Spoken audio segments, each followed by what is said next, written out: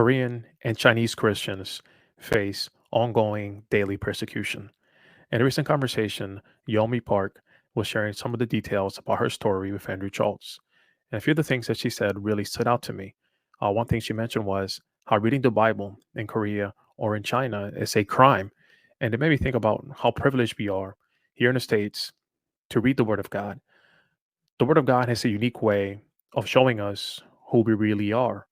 James 1, verses 23 and 24 says, "For if anyone is a hearer of the word and not a doer, he is like a man who looks intently at his natural face in a mirror, for he looks at himself and goes away and at once forgets what he was like."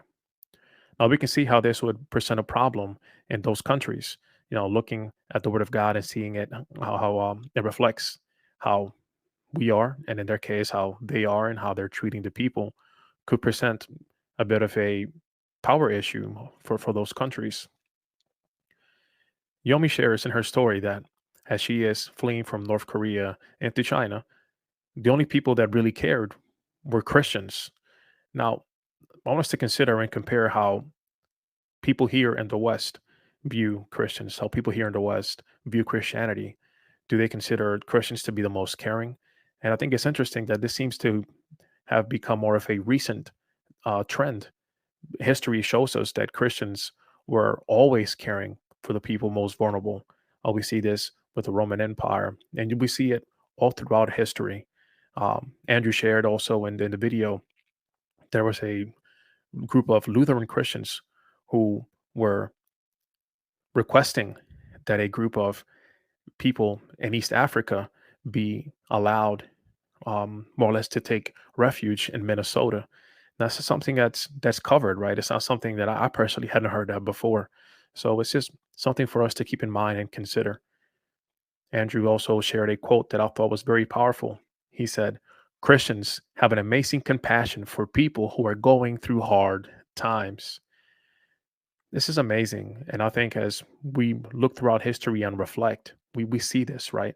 And a call for us here as Christians is to continue to extend that compassion and to not allow what the talking heads, what the world is saying, to impact how we treat those people, how we treat the vulnerable, how we treat those who are in need. It also made me consider and think about some of the history of Christianity in China. We're talking more, I think it's around the, I guess, fifth or sixth century. This is the year 635. I get my centuries mixed up. But this is from Vince Vontu's book. I believe it's called "A Multitude of All People." I could be wrong, but I'll share the link to the book in the description of the video, and I'll make sure that I throw it up on the screen. So here's a quote here.